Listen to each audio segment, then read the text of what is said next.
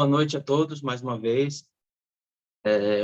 Hoje iremos estudar o capítulo 19, como já foi falado aí pelo irmão, né? E mais interessante é que é nesse capítulo que é registrada a origem da aliança de Deus com o povo de Israel. E a gente vai ler o texto e nós vamos aprofundar em cima desse assunto, né?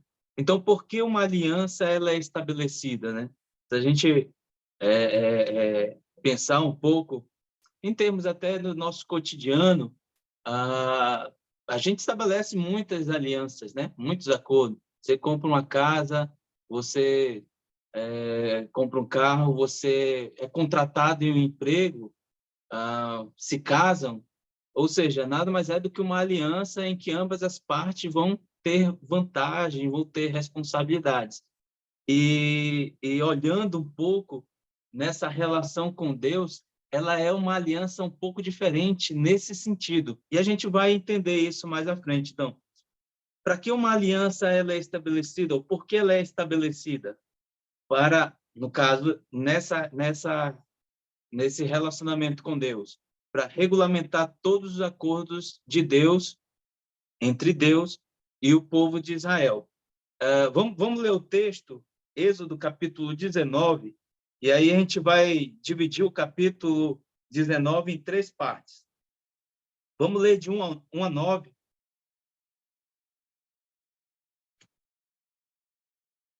E aí eu gostaria de convidar algum dos irmãos para compartilhar a leitura. Quem é que pode ler para a gente? Do versículo 1 até o versículo 9. Posso ler, irmão? No dia em que se completaram 3 meses que os israelitas haviam saído do Egito, chegaram ao deserto do Sinai. Depois de saírem de Refidim, entraram no deserto de Sinai, e Israel acampou ali, diante do monte. Logo Moisés subiu ao monte para encontrar-se com Deus. E o Senhor chamou do monte, dizendo: Diga o seguinte aos descendentes de Jacó, e declare aos israelitas: Vocês viram o que fiz ao Egito, e como transportei sobre asas de águias e os trouxe para junto de mim. Agora, se me obedecerem fielmente e guardarem a minha aliança, vocês serão o meu tesouro pessoal dentre todas as nações. Embora toda a terra seja minha, vocês serão para mim um reino de sacerdotes e uma nação santa. Essas são as palavras que você dirá aos israelitas. Moisés voltou, convocou as autoridades do povo e lhes expôs tudo o que o Senhor havia lhe mandado falar.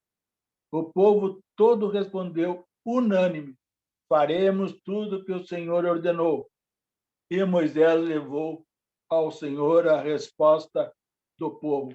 Disse o Senhor a Moisés: virei a você numa densa nuvem, a fim de que o povo, ouvindo-me, falar-me, passe a confiar sempre em você. Então Moisés relatou ao Senhor o que o povo lhe dissera. Okay, obrigado, irmão, pela leitura. Esse texto, ele indica, principalmente nesses 2 primeiros versículos, né? Ele indica a última parada do povo de Israel antes de chegar no Monte Sinai. Ele passa ali partindo de Refidim, né? Onde teve aquela batalha lá no capítulo 17 que os irmãos estudaram, né? Contra os amalequitas, né? Nesses versículos, nesses primeiros 2 versículos aqui, o versículo 1 e o versículo 2, tem umas orações que eles se repetem, né? E os fatos aparecem pelo menos 3 vezes aqui. Por exemplo, como o irmão leu, né? No terceiro mês, depois da saída dos filhos de Israel da terra do Egito, no primeiro dia desse mês, desse terceiro mês, eles chegaram ao deserto do Sinai. E aí parece que ele repete de novo no versículo 2, né? Tendo partido de Refidim, vieram ao deserto do Sinai, a qual acamparam no deserto do Sinai. Ali, Israel acampou, né, no deserto do Sinai, em frente ao monte, né? Visto que essa repetição, ela se faz necessária para quê? Para que o autor possa acrescentar informações aqui. Por exemplo, no versículo 1, ele estava onde? Uma visão geral, eles estavam no deserto do Sinai. E o que eles fizeram lá? Eles acamparam lá, no deserto. E onde especificamente eles acamparam? Numa área específica do deserto do Sinai. Aí ele diz aqui no final, em frente do monte. Então, ele vai acrescentando informações dentro desse... Parece que é uma repetição, mas, na verdade, é um acréscimo de informações que o autor aqui da narrativa vem nos informando. Então, essa repetição foi feita com a intenção de enfatizar a chegada de Israel ao monte. Que monte é esse? O Monte Sinai, ou o Monte do Senhor, mais especificamente, né? Então, o autor quer dar essa ênfase, esse destaque a esse monte, né? E aí, no versículo 3, quando eles chegam no monte, né? Chegam no monte, Moisés vai falar com Deus em cima do monte, né? Então, Moisés sobe, no versículo 3, Moisés subiu para encontrar-se com Deus. E do monte o Senhor chamou, ele disse, assim você falará à casa de Jacó e anunciará aos filhos de Israel. Né? A essa conversa, Deus dá a instrução a Moisés do que ele vai falar ao povo. Né? Na verdade, Deus está querendo dar oportunidade a Israel, aos israelitas, de fazer uma aliança com ele.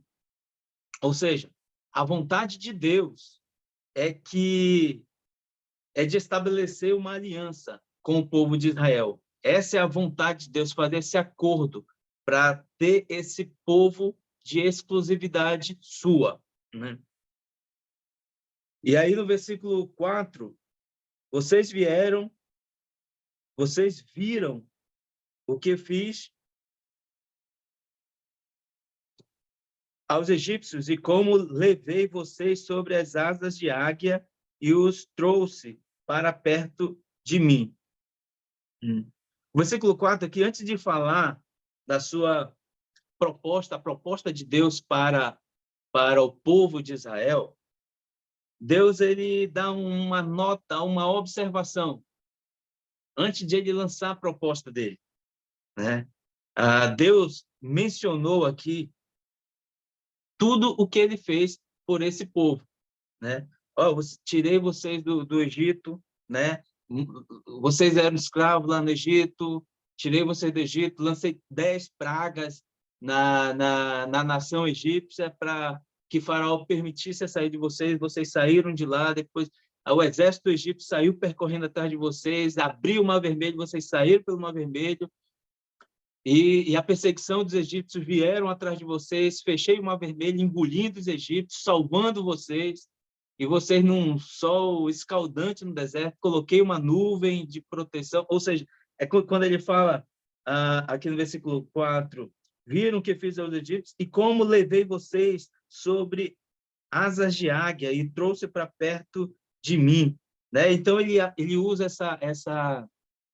essa alegoria aqui, né, como asas de águia, como uma águia protege os seus filhos debaixo das asas, é como Deus protege esse povo, né, dando proteção, dando cuidado, né, alimentando ele no deserto. Então Deus usa essa alegoria aqui, né?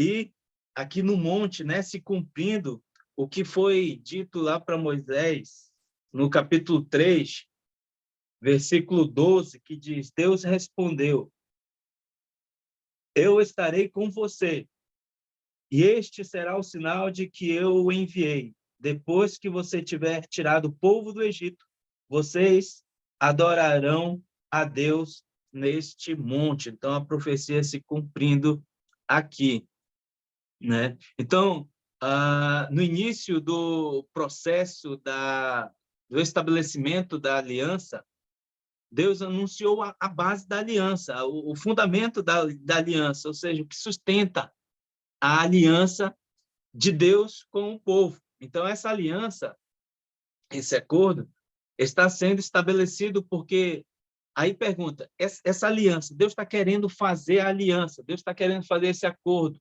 essa aliança de relacionamento com o povo de Israel. Porque o povo de Israel era um povo justo, era um povo temente a Deus? Com certeza não. E o próprio texto fala isso, né? Diversas vezes, desde a saída do Egito, né? O povo de Israel, em momentos, mostrou não ter fé, em momentos, mostrou ser esquecido dessas ações da graça de Deus, né? Sendo ingrato diante de Deus, né? Então, sim, a base da aliança era, olha aí, presta bem atenção, a base da aliança de Deus era com o povo de Israel e é para nós hoje, baseado na graça dele, na graça de Deus. Ou seja, pela graça, Deus escolheu Israel por causa das promessas feitas a Abraão, lá no início de Êxodo. Então, a aliança era baseada na graça de Deus em favor de Israel. No que Deus tinha feito por Israel. E isso Deus lembra até o povo nesse momento o que ele tem feito por esse povo. Então, quando a gente fala em acordo, em aliança, são ambas as partes, né, se beneficiando dessa aliança. Mas reparem bem que com Deus, no que Israel poderia ter feito para trazer vantagens para Deus, o que Israel poderia ter realizado que beneficiaria Deus, ou ter prometido fazer por Deus, nada. E assim conosco também, né? Nós não podemos fazer nada para levar vantagem a Deus, porque dele é tudo. Mas nesse relacionamento, nessa aliança, só quem é beneficiado somos nós. Está vendo como é um pouco diferente dos acordos que a gente conhece? A aliança de Deus, já no Antigo Testamento, foi assim, pela graça. E hoje, a nova aliança, como nós já conhecemos, muito mais. Como perguntei, né? Qual benefício propomos a Deus? Né? Qual vantagem Deus teria ou terá da nossa relação? Nenhuma, né? E aí o versículo 5 diz, agora, pois, se ouvirem atentamente a minha voz e guardarem a minha aliança, vocês serão a minha propriedade peculiar dentre todos os povos, porque toda a terra é minha. Então, aqui, Deus já colocou a base da aliança, né? O fundamento da aliança, agora ele vai colocar os termos da aliança, desse acordo. Ou seja, a responsabilidade de ouvir a voz de Deus e de guardar a aliança era de responsabilidade do povo. Por sua vez, se o povo assim o fizesse, seria abençoado por Deus, né? Deus abençoaria o povo de Israel, tornando esse povo um povo seu, peculiar, próprio, como outras versões dizem, um tesouro seu, né? Então, ser o povo de Deus implica bênçãos especiais, pois Deus cuida daqueles que lhes pertencem. Não só cuida, como Deus abençoa também. Aí o versículo 6 diz, e vocês serão para mim um reino de sacerdotes e uma nação santa. São estas as palavras que você falará aos filhos de Israel. Então, aqui no versículo 6, ele acrescenta uma informação, ele acrescenta a ideia de que Israel seria reino de sacerdotes e nação santa. Então, esse é o tipo de nação que Israel deveria ser lá na sua criação. Então, um reino que não fosse governado por políticos, um reino que não fosse governado por homens que dependesse apenas exclusivamente de força e de conivência com outros. Mas Israel deveria ser governado por sacerdotes que dependem da fé em Deus, dependem da fé em Yahvé. Uma nação servil, e não uma nação dominante, mas uma nação servil, que tem toda a sua dependência de Deus, né? E isso eles deveriam ser. E o que eles deveriam fazer? Como reino de sacerdotes. Eles, como reino de sacerdotes, eles tinham a responsabilidade de compartilhar o conhecimento sobre Yahvé, o conhecimento sobre o Senhor com as outras pessoas, os outros reinos. A nação inteira deveria agir como mediadora da graça de Deus para as outras nações na terra. Assim como Abraão, lá em Gênesis capítulo 12, versículo 3, que a sua descendência... Vamos lá? Gênesis capítulo 12, versículo 3, diz o seguinte: abençoarei aqueles que te abençoarem e amaldiçoarei aquele que te amaldiçoar. Em você serão benditas todas as famílias da terra. Ou seja, visando um trabalho mundial, visando um trabalho completo, saindo do local, indo para em termos mundiais, né? Em todas as nações. Então, um comentarista disse assim: ele apresentou Israel como uma nação comprometida com o ministério mundial da presença de Yahvé, ou seja, a presença, esse era o ministério de Israel, ter a presença de Yahvé, a presença do Senhor, e essa presença ia abençoar, essa presença, eles iam levar o conhecimento a todas as nações. Por isso, Israel deveria ser essa nação santa, ou seja, separada das outras nações para uso exclusivo do Senhor, para uso do Senhor, ou seja, quando se diz santo, algo que é sagrado, remete a Deus. E tornar santo como tornar sagrado, Israel tornou-se sagrado por meio de Deus, para execução, para realização desse trabalho.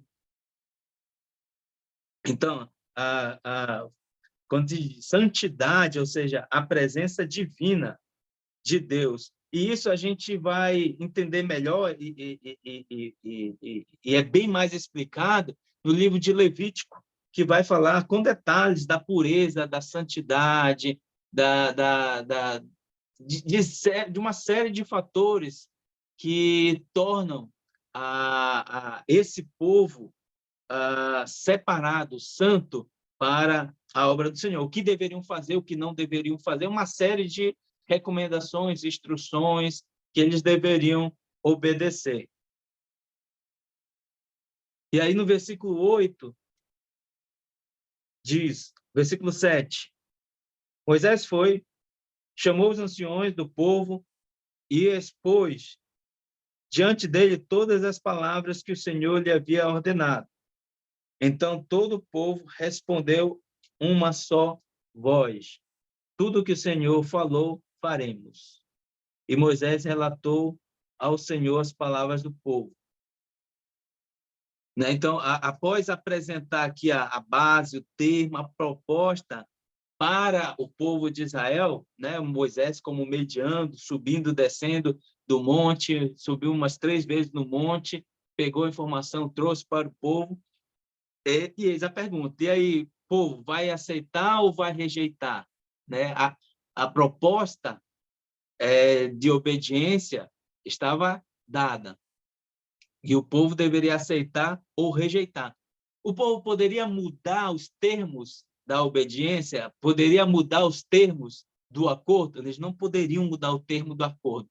Eles só tinham a opção de escolher sim ou não, de aceitar ou rejeitar aquela proposta da aliança. E aí foi o que nós sabemos, como versículo 8, que eles aceitaram unânimes, né? Em uma única voz, aceitaram os termos da aliança. Aí o versículo 9, o Senhor disse a Moisés: eis que virei a você numa nuvem escura, para que o povo ouça quando eu falar com você e para que também creiam sempre em você.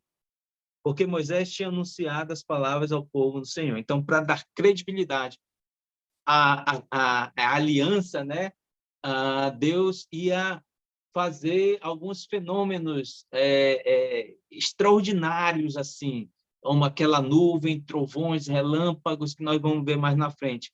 Isso mostra um pouquinho como Jesus e os seus apóstolos faziam para autenticar sua palavra, né? Faziam milagres para autenticar sua palavra. Então, era algo para que o povo visse e desse credibilidade às palavras de Moisés, que era vindo de Deus, né? Ok? Essa é a primeira parte do capítulo 19. Alguém tem algum comentário, alguma pergunta? Eu vou abrir um pouquinho para a gente adentrar nessa segunda parte. Fiquem à vontade. Irmão Aníbal, tu vai fazer alguma comparação com 1 Pedro, capítulo 2, versículo 9 e 10? Lá para a aplicação, mas pode adiantar. Não tem para a gente repetir então, aqui, não tem eu vou problema, esperar, não. então. Eu vou esperar na aplicação, então, tá bom? Obrigado. Alguma dúvida, algum comentário?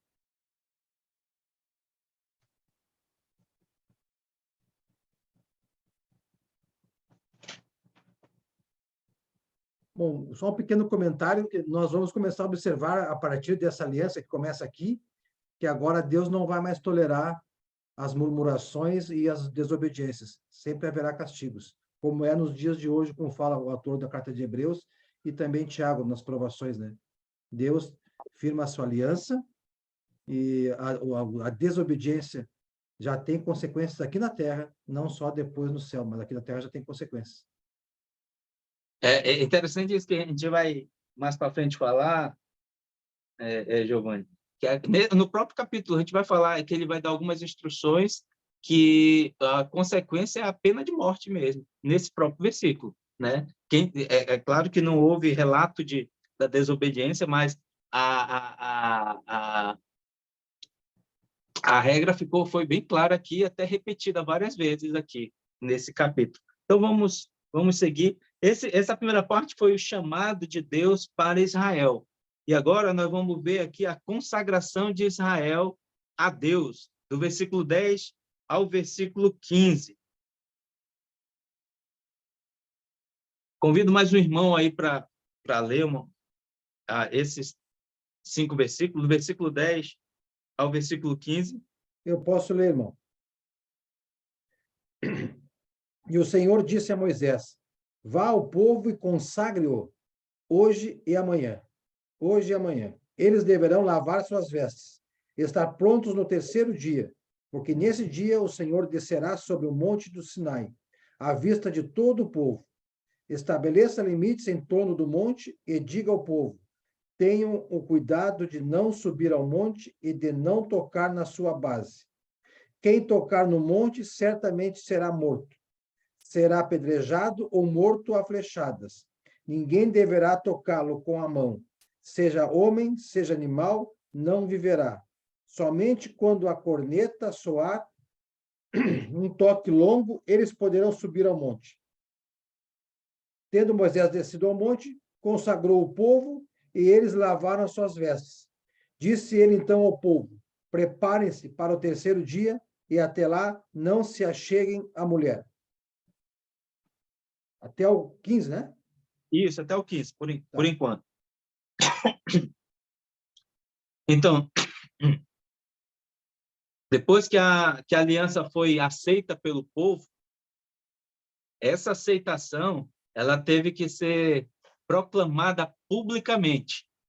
Por quê?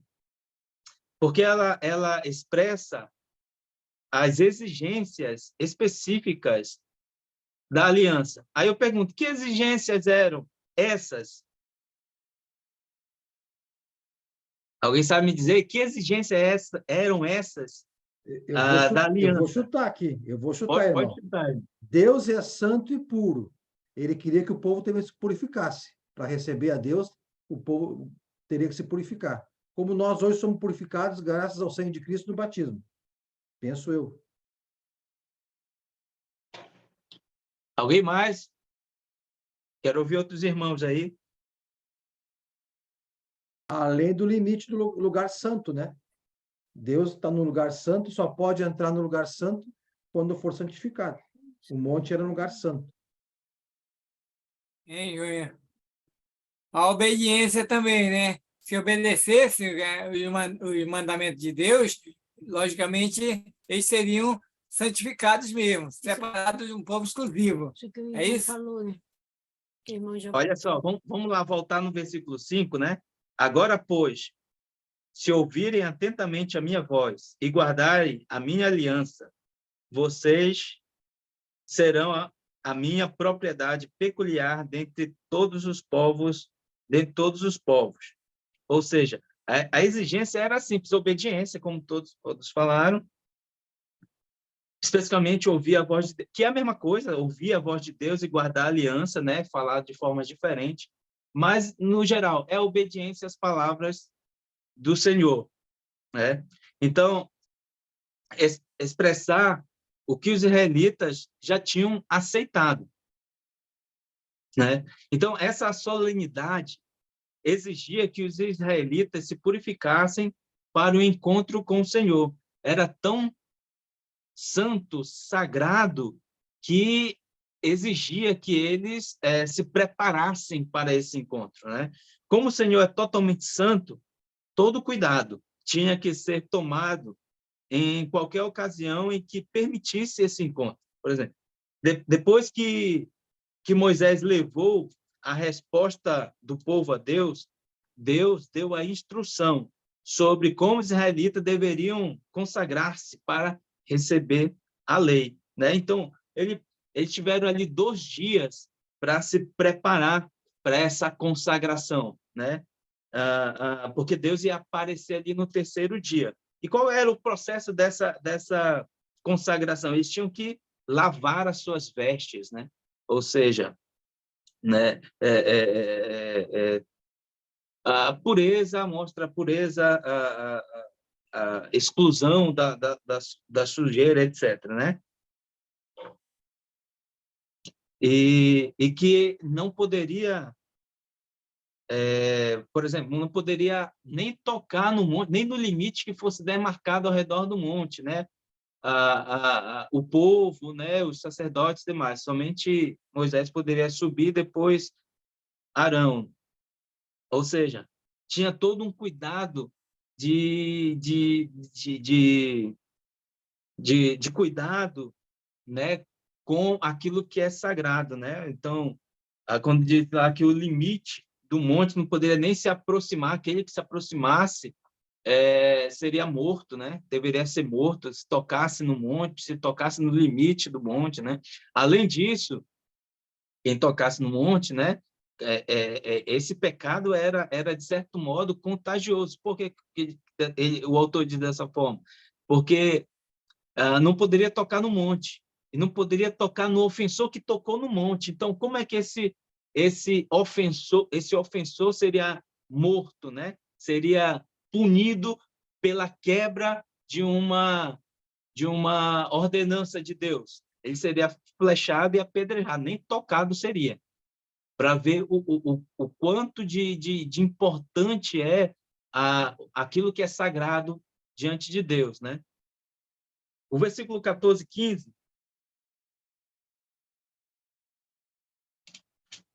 diz o seguinte: Moisés desceu do monte para junto do povo e consagrou o povo, e lavaram suas roupas. E Moisés disse ao povo: estejam prontos no 3º dia, até que lá ninguém tenha relação com a sua mulher.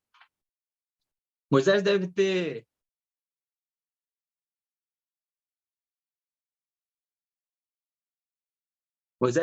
recebeu do monte as instruções de Deus e passou para o povo, né? Então o povo fez segundo as instruções do Senhor que Moisés tinha passado para eles, né? E parte da preparação era para estar preparado, né? na presença de Deus, teriam que fazer algumas coisas ou deixar de fazer algumas coisas. Então, por exemplo, eles deveriam interromper as suas relações íntimas, né, com as suas esposas, né, e retornando após somente a aparição de Deus. Então, por que que Deus exigiu essa abstinência do povo de Israel, dos homens, né, no caso, né, consequentemente das mulheres também? Porque você poderia falar assim, então, será que as relações sexuais inerentes são pecaminosas? Claro que não, né, para a vida conjugal, mas porque elas tornariam as pessoas cerimonialmente impuras para essa situação, né? Por isso a gente pode acompanhar lá em Levítico, capítulo 15, versículo 18, que fala disso. 1 Samuel, capítulo 21, versículo 4 e 5. E 2 Samuel, capítulo 11, versículo 6 a 11, fala dessas exigências, né, de abstinência conjugal inerentes, né, das relações íntimas para a realização de um trabalho para Deus, né? Lembra, acho que foi em 1 Samuel que fala que Davi estava com os seus soldados e aí tinham pães lá no local e não tinham pães comuns, só tinham pães consagrados e uma das condições o sacerdote perguntou se eles não tinham tido relacionamento com suas esposas. Davi disse que não, que eram soldados, né? Ou seja, olha para ver quanto esse aspecto era importante, né, para se considerar apuro, né, para uma atividade cerimonialmente falando, né? Então aqui é a consagração de Israel a Deus. E agora Israel vai entrar na presença de Deus, já que eles se consagraram, se prepararam. Até aqui alguma pergunta, alguma observação para a gente entrar no nosso terceiro ponto? Algum questionamento, alguma pergunta, algum comentário? Fiquem à vontade, nós temos tempo. Ok, vamos lá para o terceiro ponto. Israel foi chamado para ter essa aliança com Deus. Foi necessário uma preparação para que Israel pudesse se consagrar a Deus para essa aliança com ele. E agora Israel entra na presença de Deus. Versículo 16. Mais um irmão para ler para nós, versículo 16 até o versículo 25.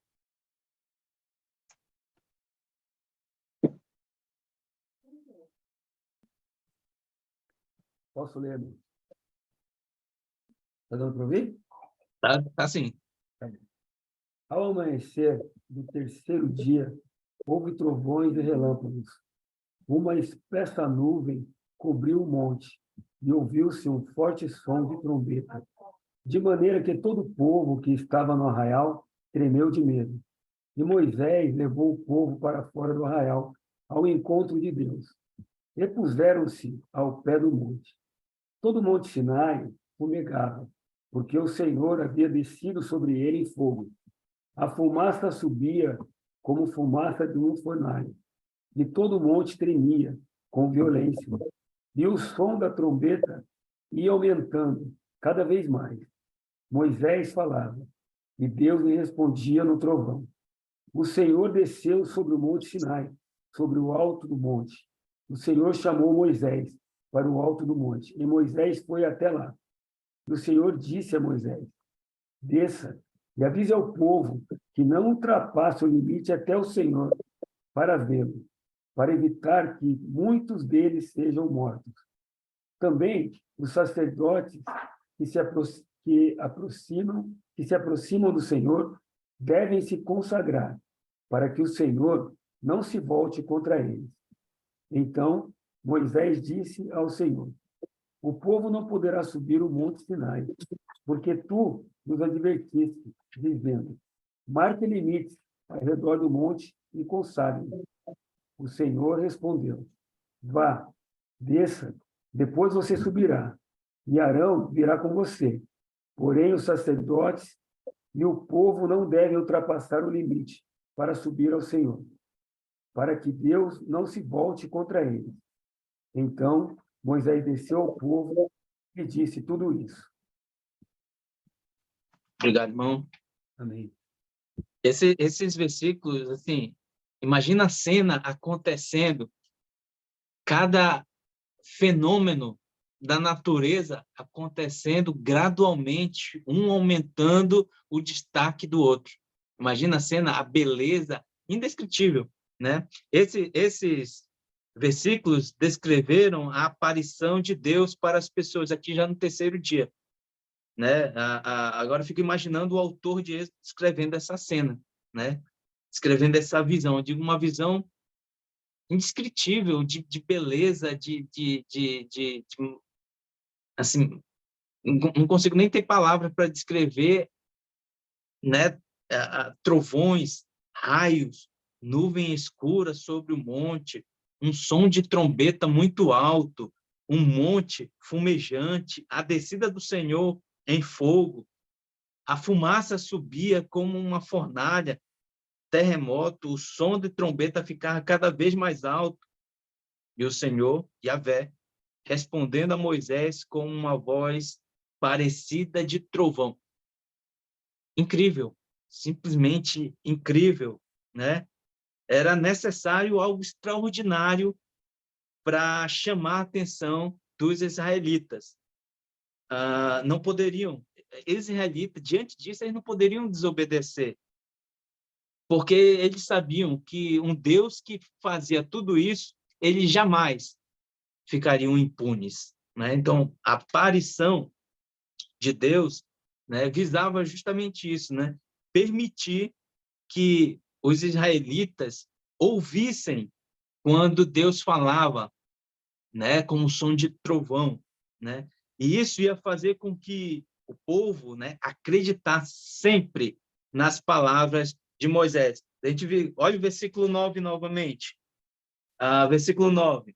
O Senhor disse a Moisés: eis que virei a você numa nuvem escura, para que o povo ouça quando eu falar com você e para que também creiam sempre em você. Em você, mas nas palavras que Deus está transmitindo pelo mediador Moisés.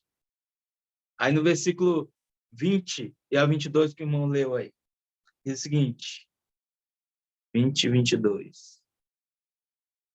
O Senhor desceu sobre o Monte Sinai, sobre o alto do monte. O Senhor chamou Moisés para o alto do monte e Moisés foi até lá. E o Senhor disse a Moisés: desça e avise ao povo que não ultrapasse o limite até o Senhor para vê-lo, para evitar que muitos deles sejam mortos. Também os sacerdotes que se aproximem do Senhor devem se consagrar para que o Senhor não volte contra eles. Então, quem eram esses sacerdotes aqui? Então, alguns comentaristas, né, lembram que o sacerdote, como a gente conhece, né, no aspecto dos formados de Arão, né, não existia ainda, né, mas existiam alguns jovens homens, né, que realizavam esse trabalho de sacrifício a Deus, que tinham sido dedicados a Deus, né? Geralmente, esses jovens homens eram primogênitos de cada família, e eles realizavam esse tipo de serviço, né? Então, eram os sacerdotes antes dos moldes de Arão, vamos dizer assim, né? Então, versículo, terminando, né? Versículo 23. Então Moisés disse ao Senhor: o povo não poderá subir ao monte Sinai, porque tu nos advertiu, dizendo: marque limite ao redor do monte e consagra-o. E o Senhor respondeu: vá, desça, depois você subirá e Arão virá com você. Porém, os sacerdotes e o povo não ultrapassem o limite para subir ao Senhor, para que Deus não se volte contra eles. Então Moisés desceu ao povo e lhe disse tudo isso, né? Então, imagina a cena, né, desse encontro de Israel com Deus. Simplesmente foi uma cena majestosa, magnífica, indescritível, né, dessa cena, né? A presença de Deus em Israel, né? Algum comentário, alguma pergunta, alguma observação que os irmãos queiram fazer? Fiquem à vontade.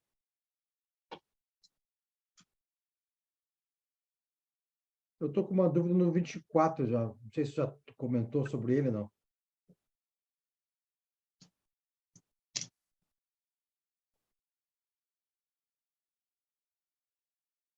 Qual é a dúvida, Giovanni? Está o Neves na minha frente, não ouvi. Desculpa, Neves. Neves está a mão levantada, eu espero o Neves ali. Não levantei a mão.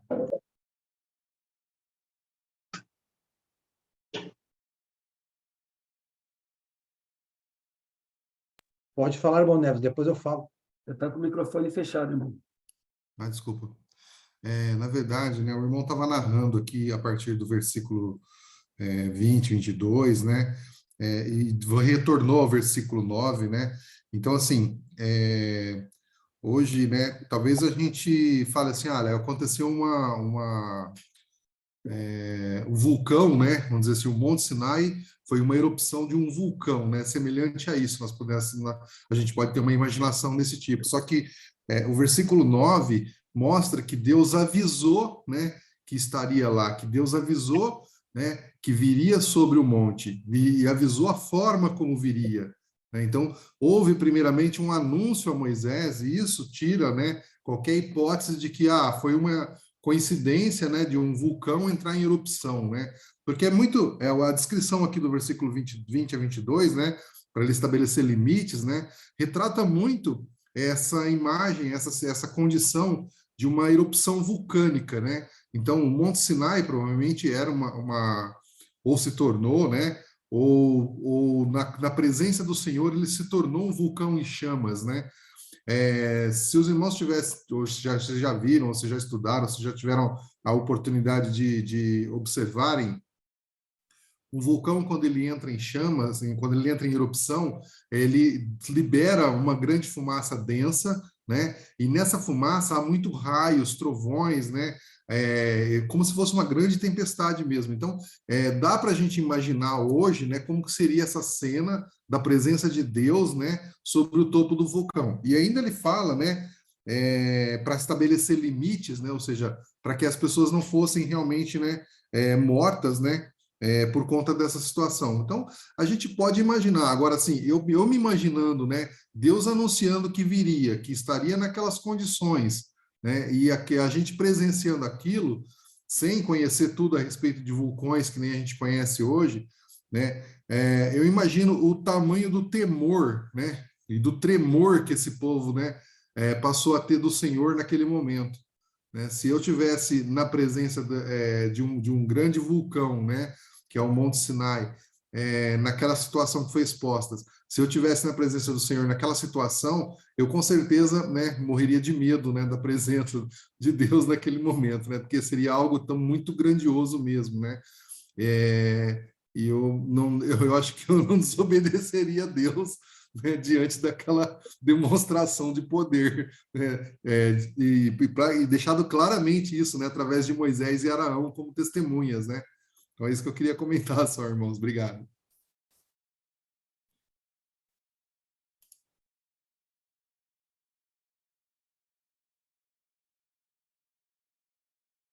Vai falar, Giovanni? Eu estou pesquisando aqui, quando fala que Deus pediu para Arão subir com Moisés, é porque, então, eu estou pesquisando, né?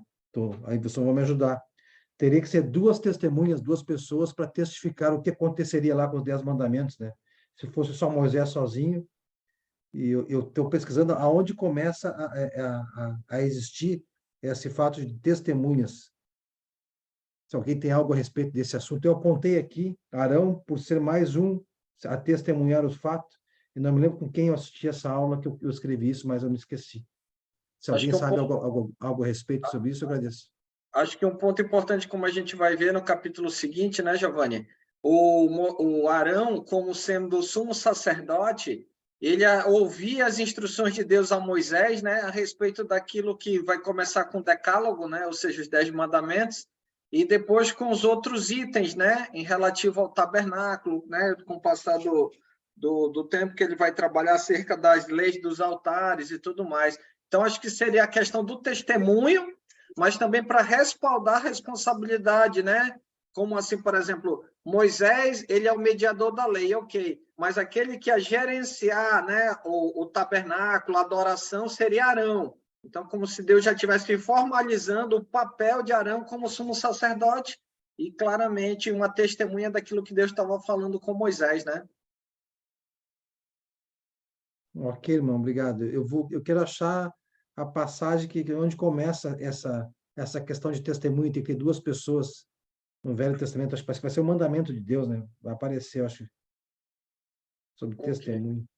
Ok. Paulo? Giovanni, já é... Eu só ia fazer... Fala. Pode falar, Sérgio. Já desde o início, lá quando é apresentado ao faraó, que eles iniciam, ele já leva as autoridades. Então, já começa desde lá, né? Então, qualquer coisa que acontecia que tinha que levar, Moisés pegava as autoridades. Ali em Refidim foi a mesma coisa. Então, sempre ele levava, tinha que levar o testemunho. E acredito também que Arão foi por causa disso, e como sumo sacerdote, ninguém duvidaria da palavra de Arão.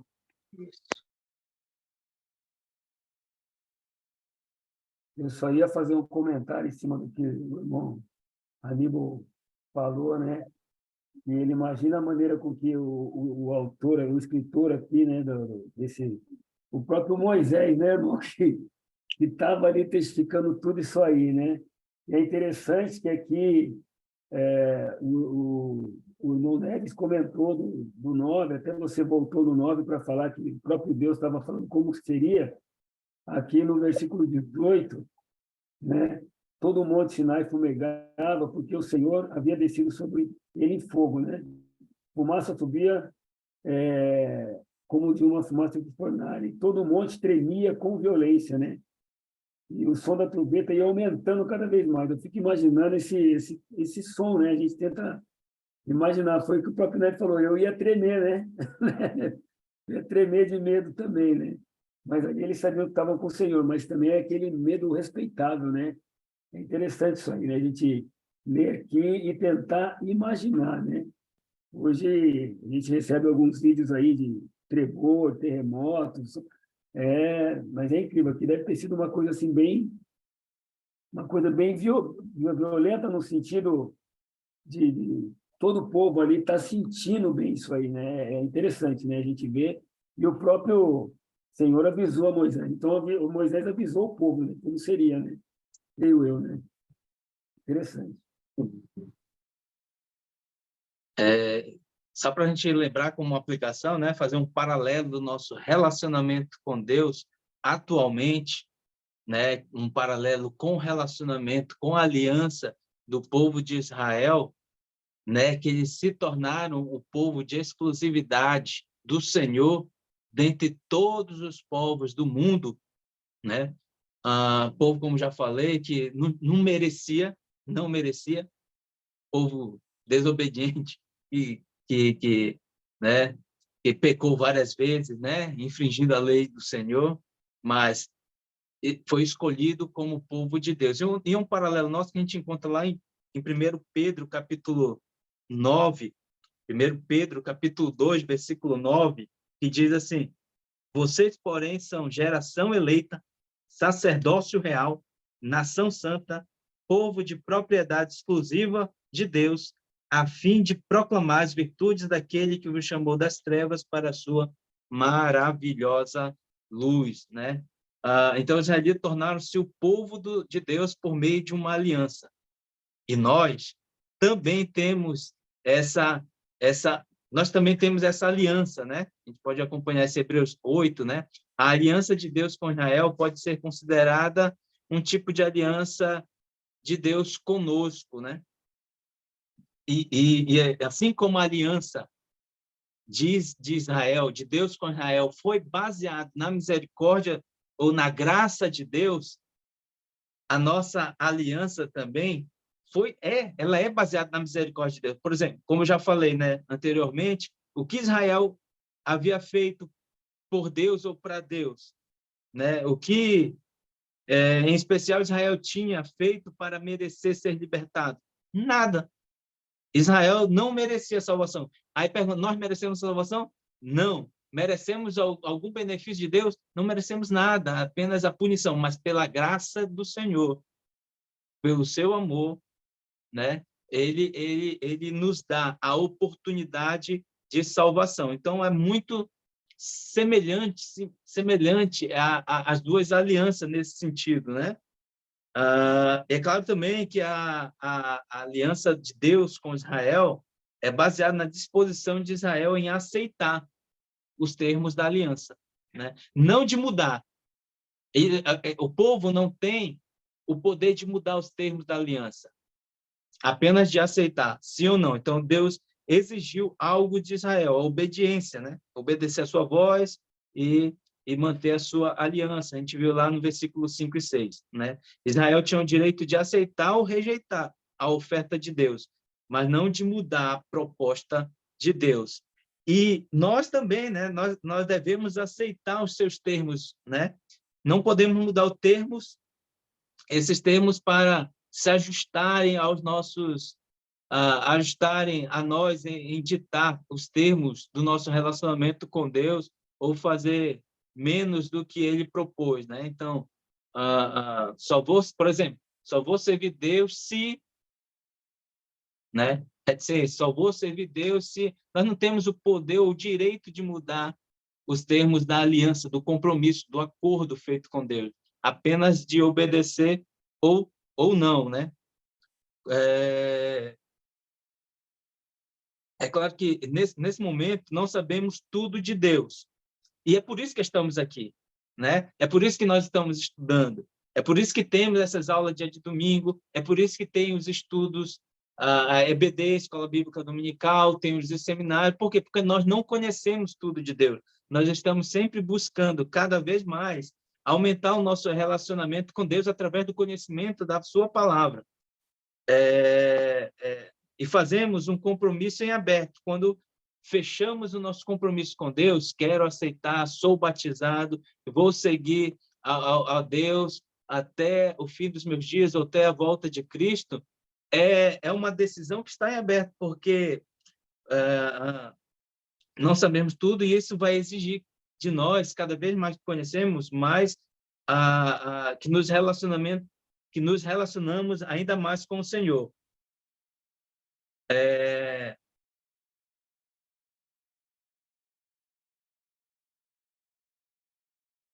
Então, o que eu quero fechar aqui, mas ainda quero ouvir os irmãos, que o privilégio de Deus, que Ele nos concedeu em sermos o seu povo, né, é um privilégio tão grande, e como seu povo devemos tentar viver de acordo com o compromisso que fizemos quando firmamos nossa relação de aliança com Ele. Então, cada vez mais que nossa aproximação, nosso relacionamento se intensifica através do seu conhecimento, cada vez mais melhoramos o nosso serviço a Ele. Ok, irmão? Então, essa era a aula, mas ainda gostaria, temos tempo para ouvir os irmãos, comentários, observações e perguntas que vocês queiram fazer. Irmão, só agradecer a aula, excelente aula, muito bom o estudo. E nós estamos vendo aqui no passado as coisas repetindo nos dias de hoje. No capítulo 20, nós vamos ver lá Deus iniciando um mecanismo para retirar do Egito, né, tirar do povo dele o Egito, os deuses, né, o povo de Israel, e formatar uma nova nação, uma nação que só adore Deus e Yahvé, e não mais aos deuses do Egito. Então, os mecanismos de obediência, os mandamentos e tudo mais.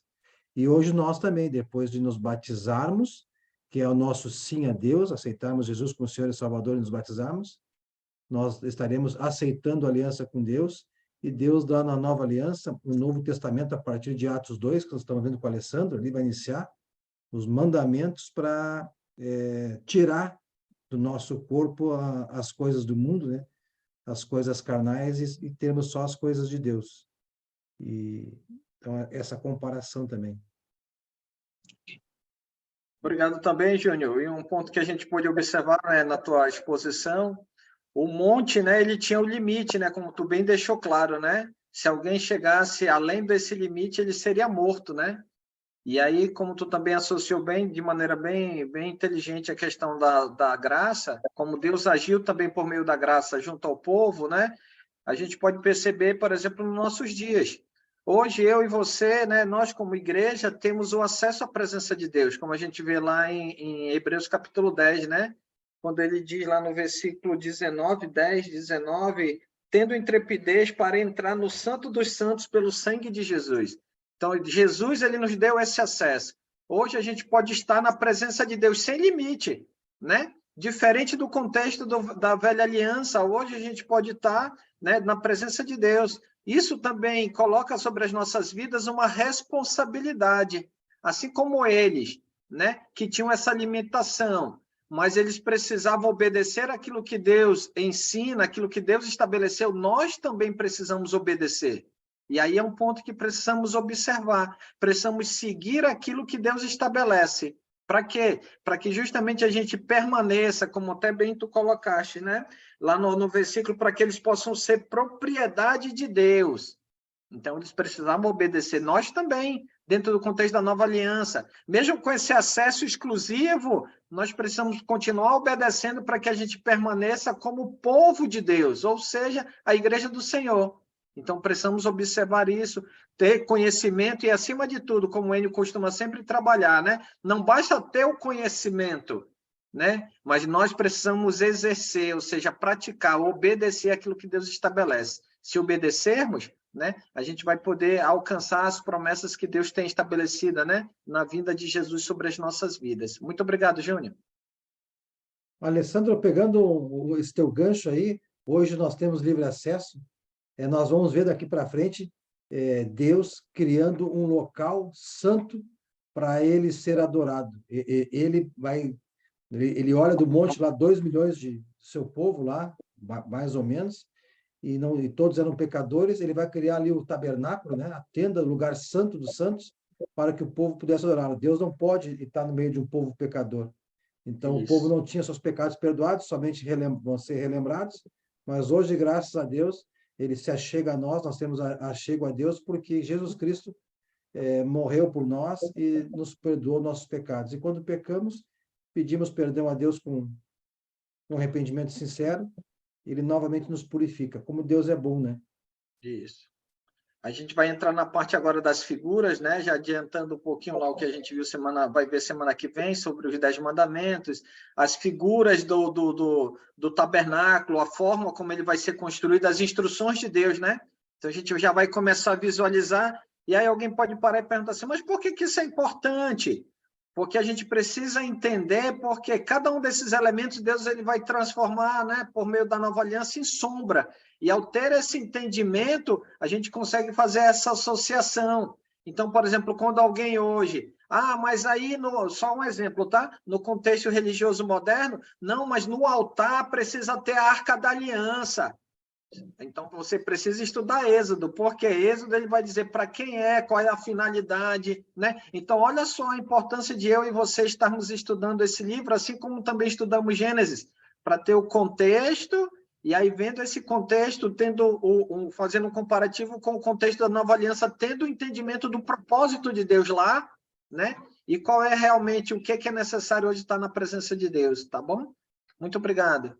Alessandro, fazer uma propaganda da Igreja de Cristo de Manaus Centro, YouTube. Lá tem 16 vídeos da história de Israel. Eu já estou no 12º vídeo. E quem assistir os vídeos vai ajudar nesse estudo aqui aos domingos. Temos a playlist, né? Playlist de Gênesis, playlist da história da igreja. Pode falar, irmão Valdivino. Nós também somos o templo de Deus, né? Que hoje, se abrir lá em 1 Coríntios 6, ou 2 Coríntios 6, 19, fala, nós somos o templo, né? Vocês não sabem que vocês são o templo do Senhor? Então, hoje é bem mais forte ainda do que naquela época, né? Isso. E Muito bom. a gente percebe, né, dentro disso que o senhor comentou, os elementos que estavam contidos nesse templo, né? A importância de cada um deles, a riqueza de detalhes que Deus construiu, como a gente vai ver no decorrer de Êxodo. E trazendo para o nosso contexto, a riqueza, né, da presença de Deus através do quê? Do Espírito Santo, né? Para a gente ver a superioridade desse templo na nova aliança, que sou eu e você, correto? Sabe que tem aquele versículo que diz que as coisas velhas ou do antigo eram sombra dessas novas, né? Isso, resumindo bem Hebreus isso aí. 10:1, né? Hebreus 10:1. Isso. Para esse ponto aí. Mais alguém? Algum comentário, alguma pergunta de a gente fazer a oração final, irmãos?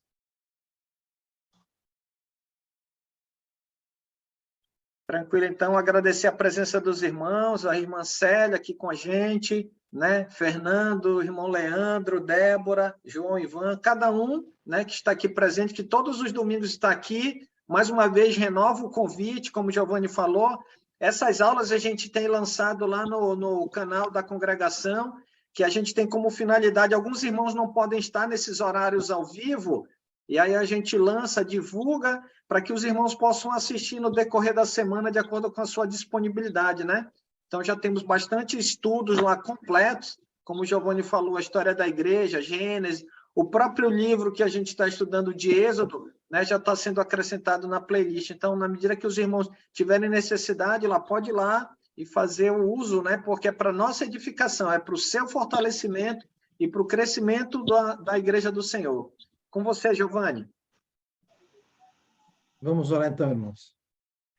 Senhor Deus, maravilhoso Pai, muito obrigado por mais um dia de vida, mais um dia que tivemos a oportunidade de nos reunirmos como igreja, estudarmos a Tua Palavra. Muito obrigado pelo Teu Filho amado ter morrido na cruz, por ter nos dado a esperança da vida eterna. Muito obrigado por Teus mandamentos e misericórdia. Te agradecemos esse amor imenso que o Senhor tem por nós. E pelo Teu Espírito Santo que habita em nós, que nos ajuda diariamente a sermos obedientes ao Senhor. Estamos novamente no deserto, caminhando rumo a Canaã, com a esperança na volta de Jesus Cristo. Se partirmos antes, quando Ele voltar, seremos ressuscitados e teremos o famoso e tão esperado descanso sabático. Esse é o nosso desejo, Pai. Estar na glória com o Senhor, onde não haverá mais tristeza, sofrimentos, será só alegria entre o Teu povo, a Tua igreja. Nos dê um resto de semana excelente, que possamos diariamente estar unidos no Senhor, estudando a Tua Palavra, praticando e propagando o Teu Evangelho. Seja em palavras, seja em atitudes. Em nome de Jesus que oramos e agradecemos. Amém. Valeu, obrigado, Giovanni. Amém. Boa noite, Amém. irmão. Muito obrigado. Boa noite. Boa noite. Alessandra, é 1 Coríntios 6:19. Boa noite, irmãos. 1 Coríntios 6:19. Boa noite. Boa noite. Obrigada, Boa noite. Júnior. Boa noite. Boa noite, Vaneide. Família Beltrão, aí, Ô, Geisa, a tua irmã tá com dor de cabeça, Geisa. Boa noite, Giovanni. Boa noite. O seu Aníbal está parecendo um ator.